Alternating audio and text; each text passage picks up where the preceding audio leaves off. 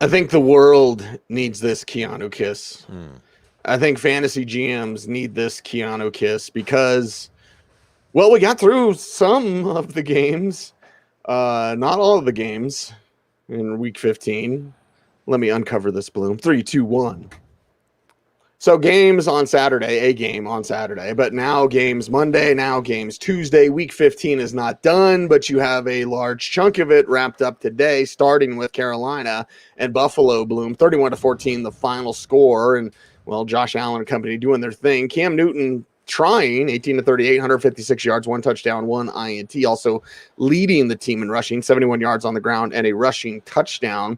But when Amir Abdullah is your leading receiver, kind of tells you about your day. 4 for 48 and a touchdown there. Chuba Hubbard, 8 for 40 in this one. DJ Moore, 6 for 48. So, again, Buffalo gets out to that big lead. They keep it on, and Carolina doesn't have a chance to catch up. Yeah, it's a lost season for Carolina. I guess if Cam Newton isn't a quarterback, it is a lost season. Interesting thing here, the kicker, Zane Gonzalez, gets hurt in warmups, and it actually puts the Panthers on a game script or strategy that they want, right? Shouldn't you be going for it on fourth down when you're underdog on the road? Shouldn't you be going for two? So it's just an interesting thought there, as I think a lot of Panthers fans thought, well, hey, this gives us a better chance to win the game because our kicker got hurt. They're leaning on the running game. Cam Newton, some fantasy value, didn't get benched in this one, so he's going to go up against Tampa Bay next week in 2 quarterback superflex leagues where you're still alive. You might think about that. You're probably not going to think about Chuba Hubbard, certainly not against the Tampa run defense. You might think about Amir Abdullah, who had 4 catches, including that touchdown, and basically is the best receiving threat. DJ Moore did have 6 catches, but as long as Cam Newton is in, ceiling games are not in his range of outcomes. Robbie Anderson's shown a little bit of dangerousness on his one end around, but again, the ceiling games are not there for this passing game. Lost season going up against Tampa next week. Lost season, and Bills get their season back on track. I mean, I know it's Carolina, but still, you had to get back to winning. The winning ways include Josh Allen, 19-34, 210 yards, 3 touchdowns, 1 INT. Gabriel Davis, 5 for 85 and 2. Stephon Diggs, 4 for 35 and a touch. Dawson Knox, 4 for 38. And Cole Beasley, 4 for 35. Devin Singletary, 22 carries. 86 yards and a rushing touchdown. Has he ever had 22 carries? He probably had 22 carries entering this, 4-game stretch or whatever. But anyway, they get it done. They look good. Now they have to do it against better teams. Yeah, this is the games that have to win, right? Carolina, Atlanta, and the Jets, they would get to 10 wins and probably get into the playoffs. They still play New England next week, but that isn't a must-win if they can take care of the inferior teams. And they took care of it. First, offense got off to a slow start, but finally, Dawson Knox and Devin Singletary keying this offense. And with Zach Moss, year 2, third-round pick, basically they're already giving up on him, but that opens the door because Matt Breida has shown that he's unreliable. For Singletary to be a lead back, and he did a pretty good job there, establishing the running game, finally going into this game against New England, and probably you didn't put Singletary in this week. Maybe you did because of the matchup. You're going to give that a lot more thought next week. You're certainly going to give a lot of thought putting Gabriel Davis in. Now, I know the second touchdown was a clincher. The game was, pretty much decided at that point, but still you can see the chemistry between Allen and Davis. You may wonder, hey, maybe they didn't need to spend that money on Emmanuel Sanders, and Gabriel Davis deserved this larger opportunity all along. You didn't see as much from Cole Beasley in this one. Maybe, again, we're seeing that Davis jumps Beasley in the pecking order for targets with Emmanuel Sanders out. Stephon Diggs did get a short touchdown, but maybe Gabriel Davis is a threat to him. Can't wait for Bills Patriots round 2. Maybe we'll get a round 3 as long as the Bills can take care of business and get into the playoffs. And that's where you say, let's get it on. Yeah. There you go. Let's get it on with the Jets and the Dolphins. And to break up the Dolphins, 31-24, the Dolphins come back and win with that 14-point fourth quarter over the New York Jets, who it seemed like, are they really going to win? I guess, kind of. They were leading. Zach Wilson, 170 yards, no touchdowns, no INTs. Wilson also a rushing touchdown. Tevin Coleman leading the way on the ground, 8 for 50. Michael Carter returned, 8 for 18 on the ground, catch for 2 yards as well. Quieter with Crowder? I don't know. 5 for 40 isn't much. Nobody else did anything in the passing game. So the Jets, it was kind of weird, Bloom. The pick 6, right? Tua threw that pick 6. So you're like, okay. Jets are going to get this win, even though they're not doing much. And then, nope, they did not. No, you did see Zach Wilson get off to a decent start in this game, put together a good drive to open things up. You saw the Jets, like you said, look like they're going to have a chance here. Wilson put together another drive, finished it with a touchdown run, his third of the season, and then the offense kind of fell apart. For fantasy purposes, excitement about Michael Carter coming back, not so much excitement in his result, and you're probably not going to be using him going forward here, probably not even carrying him going forward. As you mentioned, Braxton Berrios, who it looked like it was actually maybe going to be a play where Berrios was supposed to throw to Crowder. Instead, he took the ball in. But you have Berrios and Crowder who play similar roles, so it's just not going to be there, especially if Zach Wilson is not officially running the offense, which he's not. By the way, the Jets next week, big game against the Jags, because if the Jets lose, the Jags, spoiler alert, they're in position for the number one pick, but they have to lose to the Jets first. Can they do it? An epic quest. Yeah. It's like Lord of the Rings trilogy. It's Jacksonville My and precious. the Jets, but let's talk about the precious of Tua Tagovailoa. Again, the pick six blew him, but he had some stick-to-itiveness, right? Yeah. 2 touchdowns, 2 INTs. Speaking of stick-to-itiveness, there's guys like Duke Johnson around this league. There's guys like Duke Johnson not even in the league, where you can sign him and then get 100 yards and 2 touchdowns. And that's the way it is, especially at the running back position. I always felt, we talked about it on this show his entire career, Bloom. Yep. Duke Johnson should have deserved a larger role wherever Sounds he was. like Cordero Patterson, right? Yeah, he never did. He finally does because of the coof, and, well, you got 100 yards and 2 touchdowns. Good. Myles Gaskin did play 10 for 54 in this one. Devontae Parker, 4 for 68 and a touch. Isaiah Ford, nobody started, 3 for 51. Mike Gesicki, 5 for 43. Duke Johnson also had a catch for 20 yards just to make up for it. But the Dolphins, missing some weapons, found a new weapon in Duke Johnson Jr. Yeah, that's the headline here. Going back to Miami, where he's from, where he played his high school ball, where he played his college ball. So he's just comfort, man, home cooking, and he looked good. He still can play. And we go back to all those stops previously where we thought he was going to get a bigger role, Houston, Cleveland, etc. And finally, we see it. And in this most unlikely of seasons, yes, we might be trusting Duke Johnson in our fantasy playoffs. Matchup next week is New Orleans. Also a headline here, lots of headlines. The Dolphins have won 6 straight. They've gone from 1-7 to 7-7. And again, a pretty winnable game next week against New Orleans. Okay, I can handle that. You look at what this team has for the rest of the season, and it's not impossible to see them rattling off 9 straight wins. They play at Tennessee, and then they play New England. But remember, Brian Flores has Bill Belichick's number. So this is getting interesting. Not so interesting, Tua. He was off today. And maybe he's missing Jalen Waddle, but you saw an overthrow for an interception. You saw a miscue on a fumbled snap. You just saw some plays from Devontae Parker, including a touchdown that helped. You did get to see Christian Wilkins. Yes, that Christian Wilkins, the defensive tackle who sometimes plays fullback, scores a touchdown, jumps into the stands, does the caterpillar.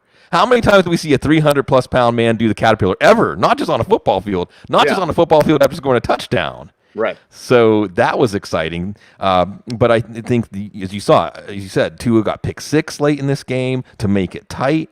But from a fantasy standpoint, those of you who play Myles Gaskin, we're going to have a long list of if you played this player today, you weren't that happy. Nobody played Duke Johnson this week, maybe in DFS, I don't know. But again, this Dolphins season, 1-7. Sorry, Eagles fans, as you're seeing that first round pick worth less and less.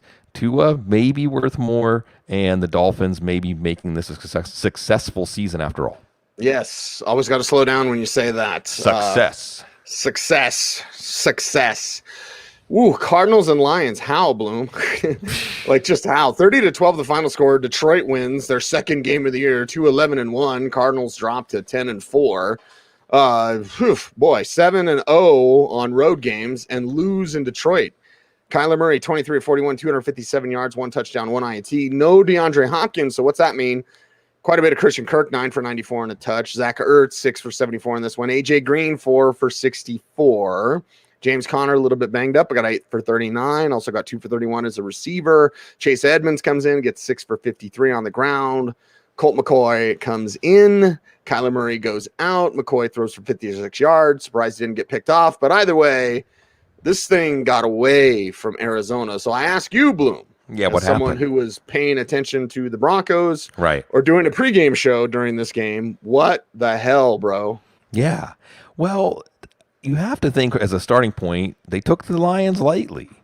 And they came in. A little spoiler on the Lions side: the Lions put together an 8-minute 50-second field goal drive to open the game. So that could be part of it, right? And you got to give it up for Dan Campbell, because what did they do after they get that field goal, Cease? Onside kick. It didn't work. Okay. But you're thinking you got to steal possessions. You got to keep that offense cold. Kyler Murray on the sideline. So you have the right mentality. And I also wonder, speaking of tactical strategies, if underdogs shouldn't actually do the Jason Garrett plan and try to put together short plays, not too short, but to put together long drives. So I think getting that 8-minute, 50-second drive to open the game really got things off on the wrong foot for the Cardinals. They barely had the ball in the first half. They did have a drive finally keyed by Zach Ertz, but got sacked. Then you saw them get down to the end zone, 4th down and goal. Antoine Wesley, and this is the thing, missing DeAndre Hopkins. And you wonder also, is the loss of DeAndre Hopkins looming over this offense now? Antoine Wesley gets rerouted on his 4th down opportunity. It doesn't work out. Then there's an interception where Kyler Murray is giving A.J. Green the come on man body language as Green doesn't come back to the ball. It's almost a pick 6 for Omuaye. Sorry. And it's just one thing after another. But then in the second half, you did see a little bit. Kyler Murray retreated. One of those plays, he retreated like 30 yards from the line of scrimmage, threw up basically Hail Mary. A.J. Green did catch that one. The answer between Edmonds and Connor today, neither, really, as the running game never got on track. This game did not go as planned. Late, Christian Kirk got going, so you worked out if you put him in. Ertz is still going to be a good play. Rondale Moore did get banged up late in this one. The Cardinals, now with that loss to the Rams and this loss, and we'll see what the Rams do on Tuesday, of course, they go from potentially having the number 1 seed to potentially going on the road in the first round of the playoffs. They got to take care of business against Indianapolis. Assis, what do we keep saying about Indianapolis? Nobody wants to play them right now. Yep. So good luck, Arizona, with that run defense. We're going to talk about the run defense in a second, but if you make Craig Netflix Reynolds look good, how's Jonathan Taylor going to look next week? Yeah, Jonathan Taylor's going to look like Blockbuster or extraordinaire movie Blockbuster, right. Not Earl Campbell Blockbuster. Something. I mean, my God, Eric Dickerson, right? Edgerrin James, whatever you want to say. Okay, Craig Reynolds, 26 for 112, as Chris said. He picked him up and he started him, and it was great. Catch for 5 yards. Amon-Ra St. Brown, 8 for 90 and a touchdown. Josh Reynolds, 6 for 68 and a touchdown. And then Jared Goff, 216 yards, 3 touchdowns, no INTs. The other one, Jason Kabinda, who nobody started. But either way, Bloom, the Lions have to be feeling pretty good after this big win. Yeah, and let's just get it out of the way, okay? I know you're not number 1 anymore. They lost the first number 1 overall pick, and they're playing Atlanta next week, so they may even fall further in the top 5. They could still end up number 1. Jacksonville beats the Jets, and they don't win a game. But you play to win. You play to win, all right? And you have to root for this team. You have to root for this team. Again, you see early on, Craig Reynolds, Amon-Ra St. Brown, Khalif Raymond putting together that drive. And then you have St. Brown getting free for a touchdown catch. Josh Reynolds. Josh Reynolds making plays. He has a touchdown catch. Jared Goff was good in this game. He was making good decisions. He was accurate, short, and when he had a shot play, he hit it. And by the way, and maybe this is something that the gamblers, the sharps know, Cease, Jared Goff was 7-1 against Arizona coming into this game and 3-0 against Cliff Kingsbury. Now, does that mean anything? Does that transfer teams? I don't know, but it's just something to think about. A lot of roughing the passer penalties. Chandler Jones, Jordan Phillips, that also kept drives alive or otherwise made it easier. You did have another Godwin Igwe fumble, but the team got an interception and turned it back around. They're a resilient team. You love the Dan Campbell personality here. So whether the number 2 pick, number 1 pick, number 4 pick, they're building a winning culture. The running game looks good. The blocking, number Taylor Decker's back. They got Penny Sewell. They are building something here. I want to see it continue to grow. And again, against Atlanta next week, maybe we get win number 3. Win number 3. And by the way, Vance Joseph can't figure out Jared Goff. Come on. Come on. Come on, DJ. Come on. I know you can do better. I know you can do better. We can do better as we move on because the Jaguars could do better than Urban Meyer, but not today. It didn't turn out. Usually see that from teams sometimes where they change coaches. The Raiders, right, earlier, get rid of John Gruden, beat the hell out of the Broncos. Well, the Texans were like, Urban Meyer, no Urban Meyer, we got you. 30-16, the final score. Davis Mills, 209 yards, 2 touchdowns, 1 INT. Brandon Cooks, 7 for 102 in both of those touchdowns. Thank you, Brandon Cooks. Nobody else did anything. I mean, you shouldn't be relying on Rex Burkhead. He had 41 yards rushing. You shouldn't be relying on Philip Dorsett. He had 43 yards receiving. But it was the Texans, proving a point and keeping Trevor Lawrence from throwing a touchdown pass, sacking him a few times, and getting a big win. Yeah, and again, building something with Davis Mills, third-round pick, an excellent use of a third-round pick. I think that's almost undisputed at this point. Even if he just ends up being a very good backup quarterback, a great use of a third-round pick, and it gives them the freedom to use that first-round pick, likely a top-5 pick next year. Finally, they have a first-round pick again. On a non-quarterback. They don't force the quarterback pick. Kick return touchdown helped them here. Brandon Cooks was outstanding, had a wide receiver screen took to the house to close this one out. No running game. All right. But this team, again, building something. David Culley, whether he's back or not, you can see that they play for him. And, they're going to play the Chargers next week. Normally you'd say that's a mismatch, but it's the Chargers. And, maybe the Texans play for David Culley. The Jags play for not Urban Meyer. I don't know. I have no idea. And the Jacksonville side, you go, okay. You got a little more James Robinson. Okay. Right. 18 for 75 and a touchdown. We talked about that in the preview show. James O'Shaughnessy, 4 for 60, right. Maybe? I don't know. I don't really know anybody that was starting James O'Shaughnessy, but Laquan Treadwell, 6 for 57. Again, these aren't the fantasy assets you're looking for, but at least it was nice to see James Robinson get not quite proper usage because he needs to get more carries, but still 18 for 75 and a touchdown. You'll take that. You'll take it, and that's one way order is restored to the universe. And like you said, Laquan Treadwell, James O'Shaughnessy, maybe. By the way, when James Robinson scored, there was a fan in the end zone. He was wide open. Throw the ball to me in the end zone. I've never seen that. I never saw a defensive tackle do the caterpillar in the end zone. Never saw a fan standing in the end zone when a touchdown is scored. And it is an order in the universe whenever you make the worst head coaching hire maybe ever. He leaves like a thief in the night. And the next thing you know, you're in the number 1 pick. Maybe the NFL needs to look at a lottery or something so that teams aren't rewarded for being so terrible. Because you want to see a team like Detroit and Houston and what they're doing rewarded more than what Jacksonville did. And again, they're going to face the Jets next week, so they may blow that number 1 pick if they beat the Jets. Also, courtesy our Chase Stewart, love you, Chase. On pace right now, Trevor Lawrence is on pace to be the first quarterback to throw 500 or more passes and have less than 2% of them go for touchdowns. Mm-hmm. Something to keep an eye on. Yeah. Because I thought I wasn't going to go crazy, Bloom, but I was like, okay, we're going to see a better Trevor Lawrence. Nope. No. Didn't see it. Have to question if it's there. Yeah. Okay. I know he's a rookie. Give him another year, but okay. I know Dak Prescott is really good. 21-6 Cowboys over the Giants. This one was in the bag, right, Bloom? Put the money in the bag. Put this game in the bag. 21-6 Cowboys now 10-4. Giants now 4-10. Dak Prescott 217, 1 touchdown, no INT. Dalton Schultz 8 for 67 and a touch. CeeDee Lamb 6 for 50. Michael Gallup 3 for 32 as I spit all over myself. Zeke with a rushing touchdown 16 for 52, and then Tony Pollard 12 for 74. We didn't even know if Pollard was going to play, so he did, and it was good. Zeke also got 3 for 20 as a receiver. Pollard also got 3 for 13 as a receiver. Amari Cooper 2 for 8. So they win. It's easy. But maybe the assets you were looking forward to didn't do as much as you wanted them to. No, and it starts with Dak. So the good news here is Dallas' defense is good, although it's easy to look good against Mike Glennon. The good news here is looks like Zeke is getting a little more of his power back, a little more of his oomph back, but that is with Tony Pollard back, who doesn't seem to be affected by his foot injury at all. So it's a running game-based offense. But you see Dak Prescott, it just doesn't look right. Another throw on the rollout that was underthrown, stalling out a drive. You had a fumble.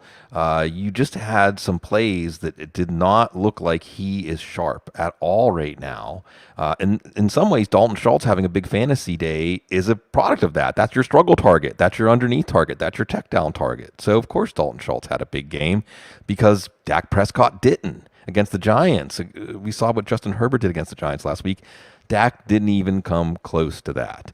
It also helped them, again, that the Giants were so bad, and you had another Trevon Diggs interception in the end zone. You had some different things that helped them. They settled for too many field goals. They got helped out by their defense.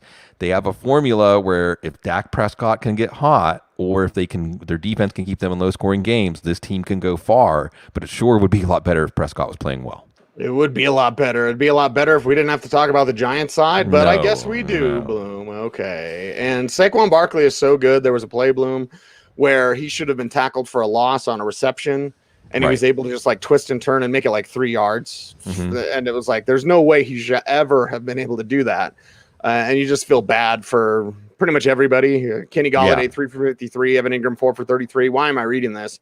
Saquon Barkley, 15 for 50 on the ground. Mike Glennon had 3 INTs. We did get to see Jake Fromm. I wonder what it looks like. Jake Fromm's out there. Right. Well, we saw it. I guess it's better than Mike Glennon. I don't know. Let's move on quickly from this one. Yeah.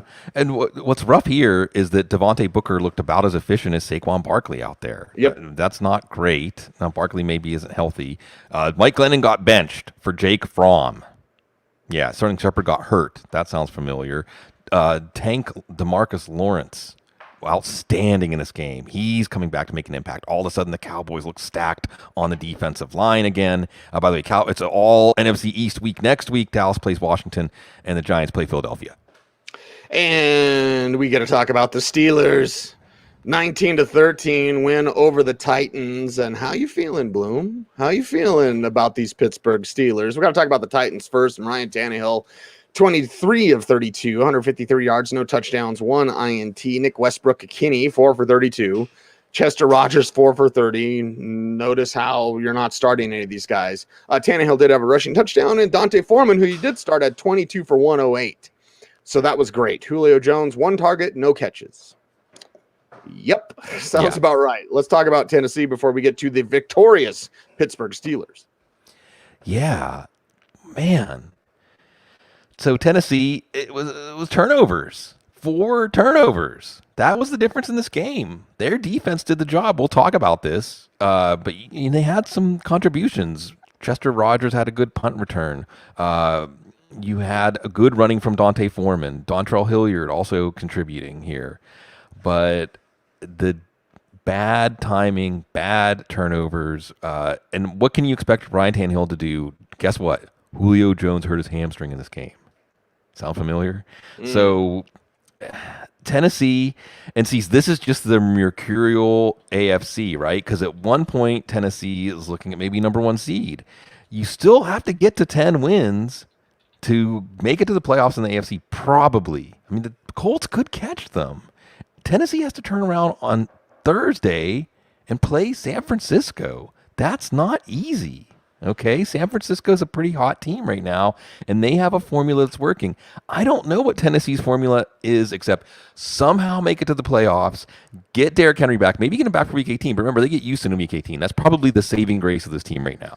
Okay, get A.J. Brown back, get Derrick Henry back. But it's very rare that I don't even know a scenario like this where this team right now doesn't deserve to go to the playoffs. But if this franchise can get to the playoffs, they can win the Super Bowl. The Steelers, if they just hadn't tied the Lions, Cease, they'd be tied for first place right now. Welcome to 2021 in the National Football League. Steelers side, as you mentioned, Najee Harris, 12 for 18. Right. Roethlisberger had a rushing touchdown and 148 yards passing, but Deontay Johnson, 5 for 38. I mean, there's just nothing here. Pat Freiermuth, 4 for 37. Just nothing here for anybody in this contest, yet the Steelers win because of the turnovers. Yeah, they win because of the turnovers. Minkah Fitzpatrick getting in on one. Here's one for you, Cease. Taco Charlton, Taco Charlton had a tipped ball that was intercepted by Joe Schobert. Remember, Taco Charlton went 2 picks before TJ Watt. Well, there you go. The Steelers got Taco Charlton and TJ Watt. The checkmate to the rest of the league. Right? So Roethlisberger didn't have much going on here. Chase Claypool, not much going on. Pat Freiermuth, his second concussion in a month. I hope he's okay. I don't think we're going to see him next week. The Ben Roethlisberger offense, draw it up in the dirt. Yeah, it didn't work. Tennessee's defense had a winning effort in this one. Roethlisberger, like you said, you got to get that rushing touchdown, first one in 3 years. Just fall forward. You're a big guy. It took 2 tries. It did eventually work. This is the Steelers team of winning ugly.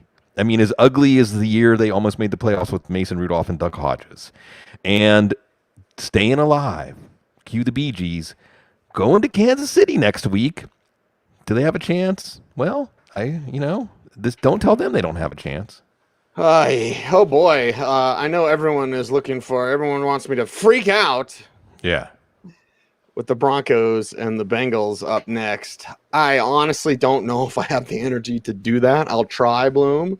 I'm drinking some coffee. I've got my second bang of the day. What happened to Cecil? Heart blew up. It's fine. That's okay. He's going to look really good in his casket because I've lost so much weight. But It's like cracking a can, baby. Anyway, I was evacuated at 4 a.m., not to get too deep, but thank God for West Metro Fire District and all of our firemen and firewomen and fire people that came fire dogs. And fire dogs that saved some lives, saved some houses. Did have 2 houses lost, just 3 houses down from me here in Roxborough. But the community coming together, Bloom, it's really obviously tragic. Everyone feeling down here in the neighborhood.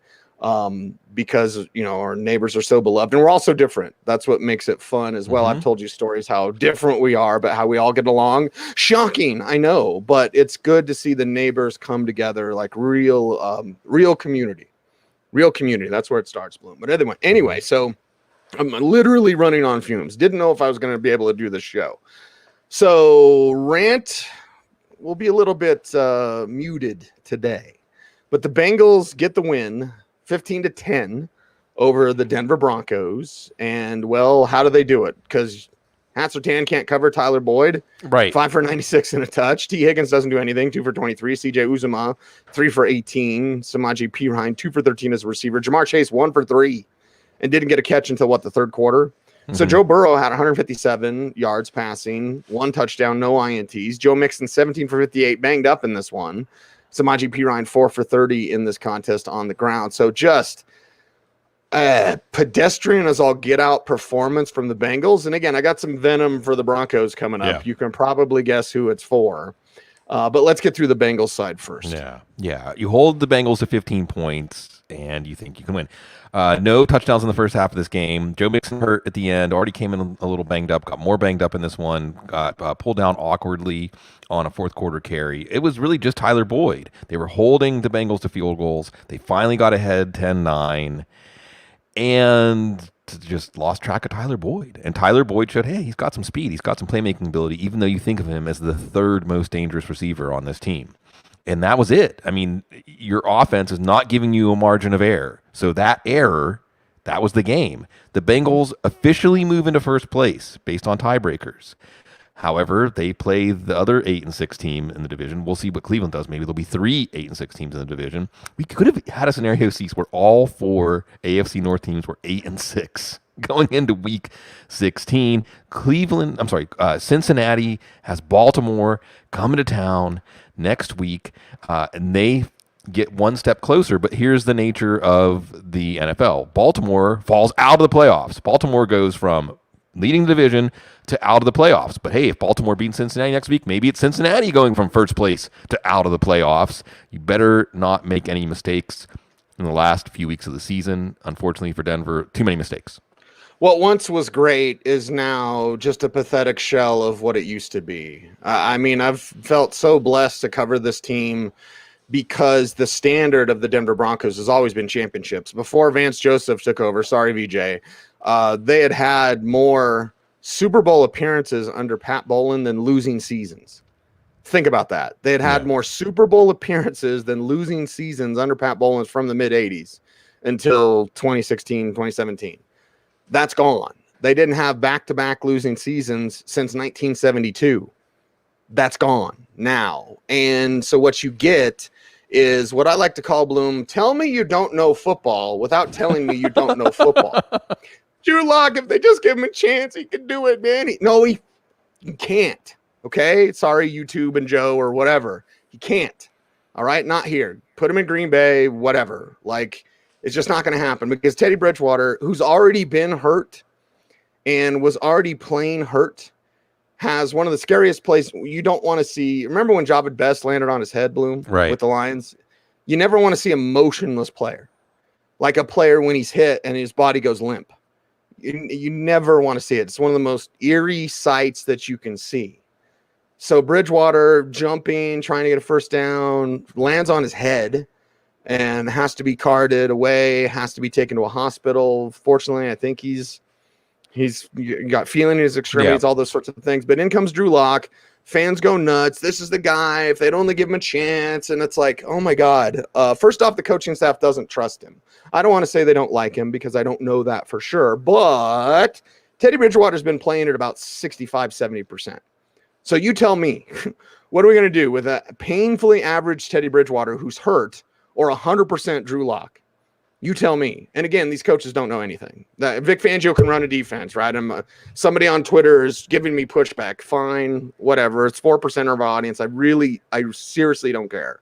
I literally do not care. You think another coach would do better? Yes, because Pat Shurmur sucks. He's so terrible at his job. Like, he needs a meeting with the Bobs from Office Space. You need to get him out of there. Get him out of there. And they're not going to do that because they're still in the playoffs, Jace. Oh, my God. And they have to win out. They have to get 10 wins. They have the Raiders, the Chargers, and the Chiefs. You tell me. They're going to win 3 in a row?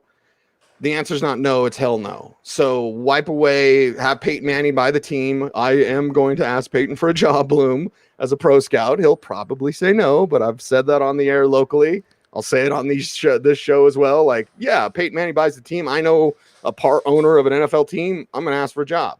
So anyway, lots of changes need to be made because it's just not working. And don't think Drew Lock can save the season. He couldn't even pull out this game where they had the advantage. Yeah. Where Cincinnati wasn't moving the ball and Drew Lock fumbled the ball, always careless with the football. He always is. He doesn't set his feet on a throw to Tim Patrick that would have been a second touchdown for Tim Patrick. The first touchdown, Patrick kind of bailed out Locke because he threw it short because he's throwing off his back foot. He's doing the same thing. Yeah. You can't lead someone, hey, you need to do this. You need to set your feet. You need to go through your progressions. You need to study your playbook. No. Can I dance? Can I do hip hop, right? Like the hippity hop? That's Drew Lock. So it's just not going to work here. You're a moron if you say otherwise, like, and just, geez, we was screwed. This coaching staff is garbage, straight, absolute garbage. Fangio doesn't know. And Fangio break his arm, patting himself off the back, and then doesn't know how to call timeouts. Although he did better with timeouts today, Bloom. But either way, I said I wouldn't have much of a rant. Maybe I had a little bit of a rant. Yeah, maybe. But it's sad because it used to be like, I would make fun of people who covered Jacksonville, right? You run into name any of our friends in the media that cover Jacksonville. You're like, how's John that? Shipley, yeah. And now Denver's the laughing stock. Yeah. See, in the sitcom, in the show, which is experienced Cecil Lammey covering the Denver Broncos, this was a heartwarming episode because we're worried. You had a lot you went through coming into the show. Does he have a rant in him? Is it going to just make us feel sad? Because you're going to try to have a rant. No, the Broncos come through for us. And because Drew Lock doesn't come through for us. And you had a Drew Lock as he's driving the ball fumble. It could have been a fumble that was actually forced by Tim Patrick. And Lock was somewhere around there mixing it up. But they said that the Cincinnati defender was down by contact.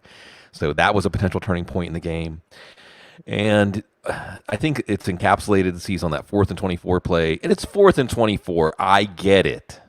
But you throw the ball out of bounds. You can't even keep the ball in bounds. He wasn't under pressure. Right. So, there is somewhat of an identity here because the game was low scoring. They were able to feed Melvin Gordon and Javonte Williams, who both look good. They have an identity. But when you were able to run the ball that well, and you can't set up anything to guys like Cortland Sutton and Jerry Jeudy. It doesn't quite look right, to be honest. You do see the tight ends, so that's the other part of the identity on offense, especially if Drew Lock's going to be starting next week against Las Vegas. Alberto, Noah Fant, okay, but this is a classic. The sum is less than the parts, right? Because this is a good roster, and like you say, give another coach this give Dan Campbell this roster. Oh my! Give Dan Quinn this roster. Yeah, maybe they will. So that's where you end up. And the season is not officially over, but like you said, Cease, they have to run through the AFC West. They have to win all 3 games, not drop a game. And to be perfectly honest, I don't want to see this Denver team in the playoffs. No. They're not going to make any noise. I want to see the Colts in the playoffs. I want to see the Chargers in the playoffs. I don't want to see this Denver team in the playoffs. So in some ways, the ineptitude, while this team with competent coaching could make some noise in the playoffs, with this coaching staff, with this quarterback group, and I mean, even though Teddy, you hate to see him go down, and that was a gasp moment, and you really saw how many players were gathered around him, Cease. Yeah. Oh, if you want to know what NFL, his fellow players think of Teddy Bridgewater, just look at that picture. Precautionary. So I think everything's going to be okay with Teddy. But at the same time, whether it was Teddy or Drew Lock, opportunities lost for this team, a lot of talent on this roster, it's going to amount to nothing. And I apologize for the 10-minute segment on Denver because they stink. But anyway. It's a Denver show. It is a Broncos show, and it is a 49ers show. I don't know, 36-29. That's my timestamp. So 31-13, almost the same thing. Yeah. 31-13, 49ers over the Atlanta Falcons. Matt Ryan, 1 touchdown, no INTs, 236 yards passing. Russell Gage, 8 for 91 and a touch. Kyle Pitts, 4 for 77, good. Olamide Zacchaeus, 2 for 53. You didn't start him. Cordell Patterson taketh away. 11 for 18 on the ground, 2 for 5 as a receiver. So Mike Davis leads the way, 6 for 21. It just wasn't their day. And, well, it was the 49ers' day. We'll get to them in a little bit. Remember, 6 and 7 coming into this game. Atlanta very much in the thick of it in the playoff picture. As there's a 7 seed. San Francisco looks like they'll be the 6 seed. The 7 seed up for grabs. And it was there for Atlanta. Atlanta had 3 goal-to-go drives. They got 0 points. 3 goal-to-go drives, 0 points. And that's basically the story of this game. So it wasn't like they were blown off the field, as the score might indicate. And early on, you had San Francisco fumble the kickoff right off the bat, reminiscent of the Chargers-Steelers strike-shortened playoff game when the Steelers jumped out to a 14-0 lead and lost to the Chargers. And you have Cordell Patterson almost scoring. She almost got that Cordell Patterson touchdown early.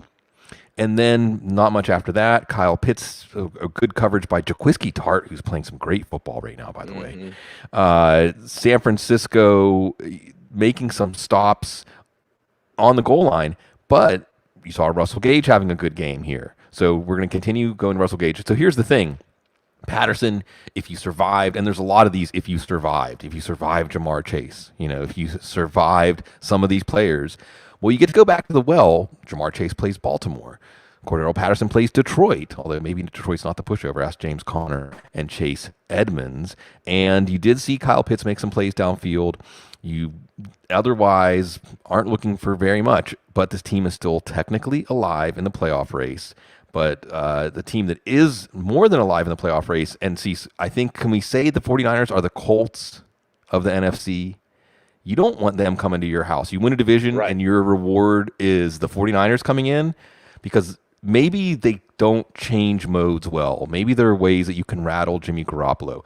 Obviously, their secondary has problems. But this team knows how to do what they do very well, and if you have problems stopping that, you're going to have problems winning.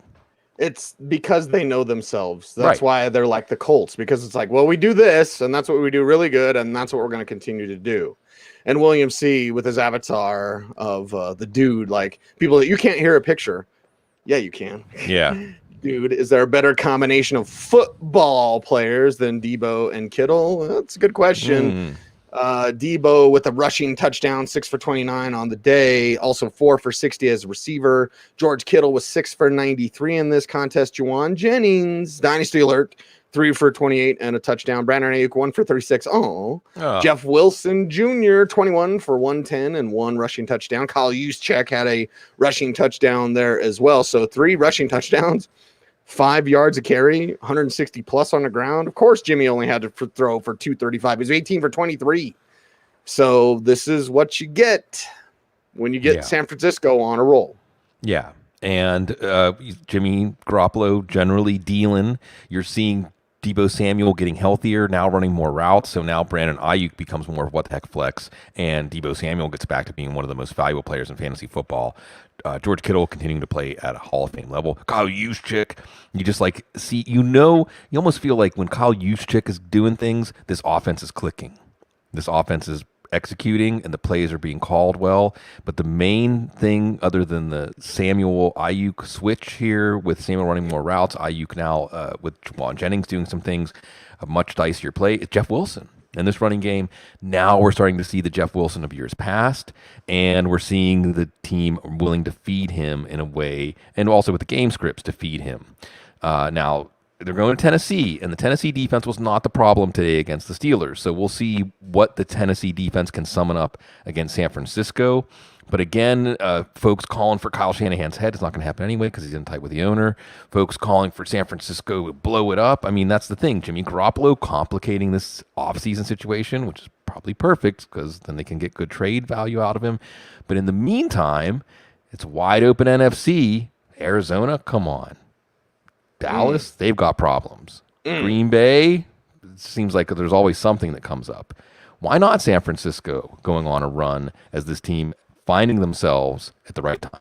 Finding themselves at the right time and wrapping up the show with a great game.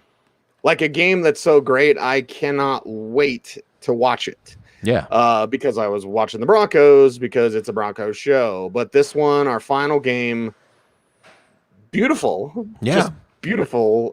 Catching little highlights here and there when the Broncos weren't on. But oh my God, Green Bay and Baltimore. Instant classic, Bloom. Yeah. I mean, 31-30 final score and a Baltimore decision that will live in infamy. We'll talk about it. We'll talk about Aaron Rodgers dealing 268, 3 touchdowns, no INTs, really making it look easy until a 13-point fourth quarter surge by the Ravens to, well, almost win this thing. Aaron Jones, 13 for 58 on the ground. A.J. Dillon, 7 for 22 and a rushing touchdown on the ground. It was Marquez Valdez-Scantling, 5 for 98 and a touch. Devontae Adams, 6 for 44 and a touch. Aaron Jones with a receiving touchdown, 2 for 12 and a touch. Nobody starts Mercedes Lewis, but 3 for 40 there. So Green Bay gets it done, but is it them getting it done or them letting Baltimore back in it and then the Baltimore decision that we will talk about in a little bit? Yeah, they held on long enough, but they did well against this banged-up secondary. Aaron Rodgers threw the ball well. Last week it was Allen Lazard. I apologized for leading folks to Allen Lazard. I knew there was going to be at least one receiver other than Devontae Adams. Actually, Devontae Adams wasn't the best receiver in this offense. It was Marquez Valdez-Scantling. But just know, again, next week it's Cincinnati, so maybe it won't be all three of Chase, Higgins, and Boyd, but you'll want to start your Cincinnati receivers next week against this secondary. A.J. Dillon getting not much room to run. Did get a touchdown here, but Aaron Jones, his 6th touchdown catch of the season and getting the 13 carries. So it looked like this was a 50-50 committee. Maybe not so much now. It's Aaron Jones back in control, giving us some clarity going into the matchup against Cleveland. And it really is. And by the way, Lazard had 2 touchdowns that he almost caught. Rodgers in the second one particularly was off on the throw, which isn't something you say very often. So there was more there than even what they were able to do, but they were coasting this game. No clear favorite in the NFC. However, if the road to the Super Bowl goes through Lambeau Field, that's obviously a good thing for this team that does have a running game, that does have Aaron Rodgers, and they have a defense that, like you said, Cease, they played 3 quarters of football here, but you got to play all 4.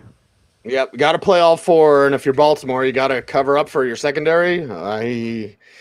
Okay, Bloom, let's talk about it. Let's talk about Tyler Huntley. And Ion, many thanks if you're in the chat room, because Ion was insisting as John Harbaugh's like, Lamar's fine. He's like, no, John Harbaugh does not tell the truth. So if you picked up Tyler Huntley and you started him, good for you. Why? Because the kid can play. It's all about fit in the NFL. Mac Jones doesn't fit except for New England and New Orleans. Right. Try to use Mac Jones somewhere else, it wouldn't look as good. And not that he's tearing up the league, but you get my point. Tyler Huntley doesn't fit with Pat Shurmur. Nobody really does. But either way, I mean, you get the drift. Like you have to have the right fit. You have to have a play caller that understands the strengths of your quarterback. And the strength with Tyler Huntley, much like Lamar Jackson, is he's dangerous running the ball and opens things up down the field. And he doesn't mind just spreading it on thick, right? Like peanut butter and jelly, just spread it on thick to Mark Andrews, to Marquise Brown today, not Rashad Bateman. Mark Andrews, 10 for 136, 2 touchdowns. Marquise Brown, 10 for 43, 13 and 14 targets, respectively. Rashad Bateman, 1 for 5. So there was that. Tyler Huntley, 13 for 73 and 2 rushing touchdowns. And then 28 of 40, 215 yards, 2 touchdowns, and no INTs. Tyler Huntley in the top 32 of quarterbacks in the league, Bloom. I say yes, easily. Because you have top 25 like Taysom Hill out there trying to play, and Drew Lock or Teddy Bridgewater. Like, you'd all take Tyler Huntley, but you'd have to make it fit. Baltimore made it fit, and then they made a decision that fans will forever remember. Yeah. But the main thing here is Tyler Huntley, right? Tyler Huntley is a starting quality NFL quarterback. He's going to get a chance to start somewhere on his second contract. And Cecil, I can remember, I'm sure you can find the clip when we always go over the undrafted free agents, right? Any interesting undrafted free agents? Ooh, the Ravens signed Tyler Huntley. He matches what their offense does very well because the offense is built around Lamar Jackson. And because they had Trace McSorley at the time, Huntley displaced him pretty quickly. There are a lot of teams that would love not to have Tyler Huntley as their backup, as their starter. I would love it if Tyler Huntley was the Steelers starter next year. Please, yes. It's really great to see a player cease. It's just like Ryan Fitzpatrick, right?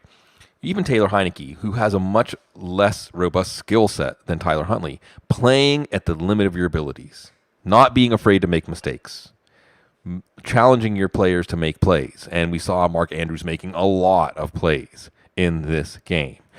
We also saw not much else, actually. Devontae Freeman now sharing with Latavius Murray, who dropped a pass on a key play. You saw Tyler Huntley sacked on a fourth quarter. It was fourth down. It was there. But when they were down 31-17 in the fourth quarter, Tyler Huntley got those drives going, and it had a sense of inevitability. Cease, if you just weren't a big football fan and you didn't know the history, and you just tuned into this game, you'd say that quarterback for Baltimore, he's one of the better quarterbacks in the league, right? I mean, he's got to be a Pro Bowler, right? Right. When his team is down, they know that he's going to give them a chance to win for the third time this year. Now, it isn't always successful at the end, but he gives his team a chance to win when they're outgunned against Aaron Rodgers. Now, here's the mistake, and John Harbaugh needs to figure this out. John Harbaugh needs to have a conversation with Chase Stewart or Moral Tremblay, right? You got to know yourself. And this is something that keeps coming back to haunt the Ravens. And it's funny because on one hand, they won a lot of games that they didn't really have business winning, but they're losing games that they have business winning because of how this stuff is going with the two-point conversions. And here's the bottom line. If you know that you will go for it down 1 point with under a minute left, as John Harbaugh did, then you have to go for it down 8 with 4, 5, 6 minutes left. It's about when you get the information. I love that John Harbaugh is willing to go for the win, but you're messing it up, man. When you're down 8, and you just scored a touchdown, that's when you go for 2 if you know you're willing to do that, because then you find out if you made it or not earlier. Because if you don't make it, hey, it's fine. You're down 8. You just need to make another 2-point conversion. If you do make it, then all you need is Justin Tucker. And that's the other thing. You have Justin Tucker. So it is actually defensible to say just kick the extra point because you have Justin Tucker. But if you're not going to do that, you do it the first time. Because then when you don't make the 2-point conversion at the end of the game, there's no recourse. You have no chance. You have no chance to correct course. You want to know this information. Somebody, analytics. I love our man Hustis. And I'm sorry, not that he would listen to us because he's a football mega brain, but Hustis, I was calling him Justice. Hustis, Mosqueda. He sees, you know what he said? Analytics is just thinking. It's just thinking. It's just like looking at stuff and thinking about it. That's all. Mm-hmm. We gave it this special name. So the thinking here is it's great to be aggressive, but you want to be aggressive earlier so you know how it turns out, so you know how much more aggressive or less aggressive you have to be or have the luxury to not be going forward. So John Harbaugh not understanding the game theory here, I think, is something that's going to, if it's explained to him correctly, and aren't the Ravens one of those teams that have analytics thinkers on staff, right? They need to explain this to him. If you're willing to go for it down 1, go for 2 to win, then you got to go for 2 earlier in the game. Then this will work out. As it stands right now, the Ravens are out of the playoffs. Cincinnati next week. As we're seeing in the AFC, it's going to be a round of quasi-playoffs every week as these teams play each other. Every week, every day. Mm-hmm. And, and again, Denver and Vegas, who's still alive. We still got to see them play Cleveland on Tuesday. So there's a lot to sort out here. You love the courage shown by Tyler Huntley. You love the courage shown by this Ravens team. Again, don't count them out. But the coach just needs to take one more step forward into the current day to understand how to be aggressive in a smart way. Analytics are there for you every day. Yeah. Mm-hmm. And they gave it a scary name, Bloom, that the old guard doesn't like. What are you drinking tonight, buddy? Oh, this is Parish Dr. Juice. These Parish beers, I think they're out of Baton Rouge. Oh, they're delicious. I think there's Ghost in the Machine. They're just delicious. They go down so easy, dangerously easy, too easy. Every day. Every That's night. Right. Are you surprised, Bloom? And maybe I shouldn't bring this up, and maybe Joe will get mad at bringing it up. But I said on Friday with Nick Ferguson, I was like, watch the NFL change their COOF policy so they can play games. It's garbage. Yeah. I've talked to a few players that are unhappy because it's all about health and safety of the players, right? It's totally about health and safety of the players. Oh, but it's personal responsibility unless you got the sniffles. So again, Bloom, we have to be very careful with how we talk about this. Yeah. But if 97% of your players have gotten the jab, and again, when someone comes down with the COOF, I just say, please let them be okay. I don't virtue signal about what they did or what they didn't do. So the league now making this totally bogus policy, and players are unhappy, at least the very few that I've talked to. Mick talked to some others. But it's clear, like the league just is like, well, we got the playoffs. There's the finish line. We just want you to get there. Just get through it and don't really worry about the health and safety. Now, employees of teams will have to have different policies. The players do not. And again, guys know this is bogus. Guys know it's not about protecting their health and safety of the players. And it's just, I think, in a way, a slap in the face for the players that go out there and put it on the line for you. Like, we just want to make sure that we don't have to move games around again, because I have to talk to you after the show, Bloom. Like, are we even going to do a waiver wire on Tuesday? Right. Like, the games aren't going to be over. So, again, I had speculated the NFL is going to make the decision based on money. So let's just say I wasn't surprised when their new COOF policy was implemented. Yeah, I think that it's very clear that this was a policy implemented so that players could get back on the field earlier, and players that are vaccinated and asymptomatic aren't tested. So what you don't know can't hurt you, right? I mean, maybe it can, but in terms of potentially delaying games or causing a team to be at a competitive disadvantage, it won't. So, I mean, this is like, I don't want to say it's third rail. It's just not necessarily what we do here on the Audible. But at the same time, we do venture into this territory. We had a nice Urban Meyer rant. You should have heard Waldman. Did you hear Waldman's rant about sitting in the hot tub or the sauna or on the private plane? That's how you hire Urban Meyer. It's the guy that's got your ear on the private plane. I love a Waldman rant. I love a Cecil rant. But a Waldman rant, that's vintage. You know? Right. And we usually do this type of stuff in the off season, but it's topical and relevant. And again, it's a recap show. Probably shouldn't be bringing it up, but I just I know enough guys who are like, they don't care about us. Exactly. I mean, I think what's the old Michael Jackson song? Like, all they ever say is that they don't really care about us. Yeah, that's the thing. And I think, Cease, if we're going to encapsulate the pandemic, now we're going on 2 years into it, although it feels like it just started. Give it a little more time. It'll really feel like that. There's two things. They don't care about us. Take that however you want to interpret it, folks. They don't care about us, and you're on your own. So I hope everybody listening, we love our audience. We love being part of your life. You're a part of our life. You're on your own. We're on our own. Let's all try to stay as healthy as long as we can and stick around as long as we can to spend time together, to have all this stuff slant through our brains together, because I know I look forward to all the time I spend with Cecil and Gene and Matt and Chris Allen and all the wonderful people in our chat room and all the wonderful people on our staff and all the wonderful people in the fantasy football community. And I don't want to have to say goodbye to anybody else. One was enough. One towering, wonderful golden soul in our community was enough. Let's keep that number at 1. Let's watch some football on Tuesday. Hopefully only one Tuesday this season. I think the NFL has taken some measures on that. And whatever happens, whoever let you down, whoever came through for you, it remains the best reality show, the best theater, so many stories. You can still warm your heart by the Lions. You can still see how much these players are willing to lay out on. And that's why, and see, circling all the way back to the Broncos, you can see the hurt on the Broncos players. They haven't given up. They haven't mailed it in. Yep. So it gives us the whole gamut of emotions every week. Every week we see things we've never seen before. We love talking about it with each other. We love hearing what you have to say. We love sharing this experience with you all, and we want to be able to do it for as long as we can. He is Sigmund Bloom. You follow him on Twitter at Sigmund Bloom. I am at Cecil Lammey. The show is at the Audible. We appreciate each and every one of you. And again, stay safe, stay happy, and count your blessings, man. Count your blessings. It's the Audible. We'll be back Tuesday, maybe. I don't know. Sometime next week. Sometime we'll be here for you next week. So, anyway, everyone, love you all. Stay tuned and stay frosty.